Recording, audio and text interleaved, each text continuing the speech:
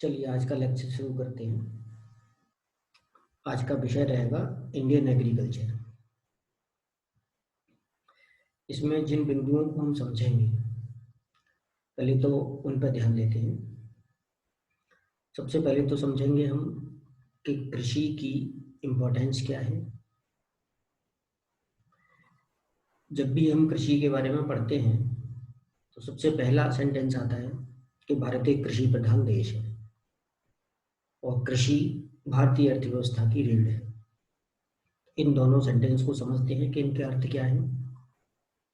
इसके बाद समझेंगे कि स्वतंत्रता के बाद कृषि की क्या स्थिति थी हमारे देश में और आज हम कहाँ पर हैं, और कृषि का जो विकास हुआ है उसके पीछे किन किन योजनाओं का हाथ है, सरकार के द्वारा क्या क्या प्रयास किए गए हैं। इन सब बिंदुओं को हम समझेंगे। तो सबसे पहले हम समझते हैं कि कृषि जो है भारत की अर्थव्यवस्था की रीढ़ है या भारत एक कृषि प्रधान देश है, इसका क्या अर्थ है। इसका अर्थ समझने के लिए हमें रोजगार और जीडीपी दो चीजों पर ध्यान देना पड़ेगा। देश में जितनी कामकाजी जनसंख्या है, ध्यान रखना है देश की कुल जनसंख्या और कामकाजी जनसंख्या में अंतर होता है। 1951 में देश की कुल जनसंख्या थी 36 करोड़ लगभग। उनमें से कामकाजी जो जनसंख्या थी वो थी 9.8 करोड़। उन 9.8 करोड़ में से 70% लोग कृषि से रोजगार पाते थे। और अब 2011-12 के जो आंकड़े हैं जनसंख्या के, उनके आधार पर देश में करीब 48 करोड़ कामकाजी जनसंख्या है। यानी कुल 121 करोड़ जनसंख्या में से 48 करोड़ लोग काम करते हैं। उनमें से 54.6% लोग कृषि से रोजगार पाते हैं। ये आंकड़े आपको याद रखने पड़ेंगे, एग्जाम में ये पूछे जाते हैं। तो कहने का मतलब कि 1951 में 70% लोग कृषि से रोजगार पाते थे और आज 54.6% लोग कृषि से रोजगार पाते हैं। यानी कि रोजगार की दृष्टि से ये सबसे बड़ा महत्वपूर्ण क्षेत्र है। दूसरा बिंदु है जीडीपी में योगदान। 1950-51 में यानी जब देश आजाद हुआ था उसके बाद के जो आंकड़े आए थे, उस समय लगभग 56% जीडीपी में योगदान था कृषि का, जो आज घट करके लगभग 13.9% पर आ गया है। इन आंकड़ों से कंफ्यूज होने की जरूरत नहीं है कि कृषि का योगदान जीडीपी में कम हुआ है, तुलनात्मक रूप से कम हुआ है। कृषि का उत्पादन बढ़ा है, लेकिन अन्य दूसरे क्षेत्र यानी जिनमें उद्योग और सेवा क्षेत्र, उनका योगदान बढ़ा है। यानी कि हमारे जीडीपी में विविधता शामिल हुई है, डाइवर्सिटी शामिल हुई है। कृषि के अलावा भी दूसरे क्षेत्र शामिल हुए हैं जो उस समय पर नहीं हुआ करते थे। तमाम तरह के नए उद्योग शामिल हुए जो 1950-51 में देश में मौजूद ही नहीं थे। तो इस तरह से हम देखें कि जीडीपी में महत्वपूर्ण योगदान है। इन पहलुओं के आधार पर हम बोलते हैं कि भारत एक कृषि प्रधान देश है। अब दूसरी बात आती है कि कृषि भारतीय अर्थव्यवस्था की रीढ़ है। इसे समझने के लिए हमें 5 पॉइंट्स को समझना पड़ेगा। पहला बिंदु है, पहला पॉइंट है कि कृषि एक बड़ा रोजगार दाता है, जो अभी आपने समझा कि लगभग 54.6% लोग कृषि से रोजगार पाते हैं। एक बिंदु। दूसरा बिंदु कि भारत के औद्योगिक उत्पादन में कृषि का महत्वपूर्ण योगदान है। वो कैसे? एक तो कच्चे माल के तौर पर देखें, कृषि जो है, बहुत सारे ऐसे उद्योग हैं हमारे, जैसे कपड़ा है, चीनी उद्योग है, डेयरी उद्योग है, पटसन है, खाद्य प्रसंस्करण है यानी फूड प्रोसेसिंग है। इन उद्योगों के लिए सीधे कच्चा माल कृषि से प्राप्त होता है। एक बिंदु। दूसरा बिंदु, तमाम ऐसे कुटीर उद्योग हैं जो कृषि पर आधारित है, जैसे तेल निकालना, कपड़ा बुनना, कपास से बिनौले निकालना, साबुन बनाना, डेयरी के छोटे छोटे तमाम काम है, ये सब कच्चे माल के लिए कृषि पर निर्भर करते हैं।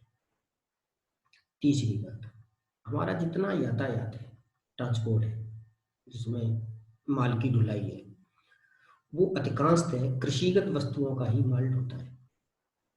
तो ट्रांसपोर्ट पूरा इंडस्ट्री मुख्य रूप से माल भाड़े के लिए कृषिगत वस्तुओं पर निर्भर करती है। तो एक तो ये बिंदु हुआ।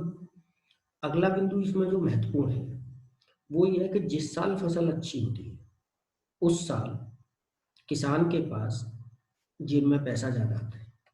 जब उसके पास जेब में पैसा ज्यादा आता है तब मार्केट में वो डिमांड क्रिएट करता है दूसरे उद्योगों के लिए, जूते, मोबाइल फोन, साबुन, गाड़ियां, कंप्यूटर, इन सब की डिमांड जो क्रिएट होती है वो सब किसान के द्वारा क्रिएट होती है। इस तरह से जिस साल फसल अच्छी होती है उस साल हमारा औद्योगिक उत्पादन भी अच्छा होता है। तो ये सारे बिंदु कृषि को उद्योगों के लिए महत्वपूर्ण बना देते हैं। इसके बाद आता है निर्यात में योगदान, चौथा बिंदु। 1950-51 में हमारा देश का जो कुल निर्यात था उसमें कृषिगत वस्तुओं का निर्यात का हिस्सा था 70%, जो बहुत ज्यादा था। लेकिन आज घट करके ये 12-13% रह गया। यहाँ भी वही जीडीपी वाली बात आएगी कि ये इसलिए घटा है कि दूसरी चीजों का निर्यात बढ़ा है और विविधता आई है निर्यात में भी, उस विविधता के कारण इसका रोल घटा है। सबसे अंतिम बिंदु जो कृषि के महत्व को समझाने का है वो है कि जो देश कृषि उत्पादन में आत्मनिर्भर होते हैं वो अपनी संप्रभुता को कायम रखने में सफल हो पाते हैं। संप्रभुता का अर्थ आप जानते हैं कि जो देश संप्रभु होते हैं वो अपने निर्णय स्वयं लेते हैं, अंतर्राष्ट्रीय मंचों पर वो किसी के दबाव में नहीं आते, विदेश नीति तय करने में वो किसी दबाव में नहीं आते। लेकिन ये वही देश कर पाते हैं जो कृषि में आत्मनिर्भर होते हैं, और भारत आज कृषि में आत्मनिर्भर है। इसी का परिणाम है कि दुनिया में भारत की आवाज सुनी जाती है अंतर्राष्ट्रीय मंचों पर, और अंतर्राष्ट्रीय मंचों पर भारत कभी किसी के दबाव में नहीं आता है। पिछले दिनों आपने इन सब चीजों को देखा होगा समाचार पत्रों में, न्यूज़पेपर्स में, टीवी पर, बहस में। खासतौर से दो मामलों में आपने देखा होगा।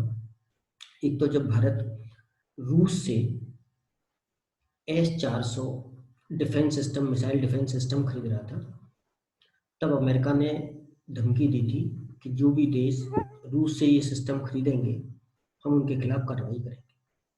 लेकिन आपने पढ़ा होगा कि भारत ने रूस के साथ वो समझौता किया और अमेरिका को अपनी बात से पलटना, यानी कि भारत जो है वो अमेरिका के दबाव में नहीं आया, और भारत को अगर उसकी जरूरत थी S-400 मिसाइल प्रणाली की तो उसने वो चीजें खरीदी। फिर इसी के साथ आपने देखा होगा कि ईरान का मसला था, ईरान से तेल खरीदने वाला, उस पर भी भारत को धमकी दी गई थी। बाद में फिर अमेरिका ने उस धमकी को वापस भी लिया। तो कहने का मतलब है कि भारत इन दबावों से कैसे निकल पाता है। बाकी चीजें अपनी जगह पे हैं, लेकिन जो महत्वपूर्ण बिंदु है वो ये है कि भारत जो है कृषि के मामले में आत्मनिर्भर है, और जो भी देश कृषि के मामले में आत्मनिर्भर होते हैं वो ऐसा कर पाते हैं। आप देखेंगे कि खाड़ी के देश, सऊदी अरब वगैरह हैं, कुवैत है, ये देश बहुत अमीर है, लेकिन अंतर्राष्ट्रीय मामलों में इनकी कोई आवाज नहीं। क्यों नहीं है? क्योंकि कृषि के लिए ये दूसरे देशों पर निर्भर करते हैं, और जो भी देश कृषि के लिए, कृषिगत पदार्थों के लिए, खाद्यान्न के लिए दूसरे देशों पर निर्भर करते हैं, वो अपनी स्वदेश, अपनी विदेश नीति पे इंडिपेंडेंट स्टेप नहीं ले पाते हैं। तो इन चीजों को हम ध्यान रखेंगे। तो ये बिंदु जो है कृषि को महत्वपूर्ण बनाते हैं। चलो अभी इस टॉपिक को यहाँ खत्म करते हैं, इसके बाद अगला टॉपिक हम शुरू करेंगे।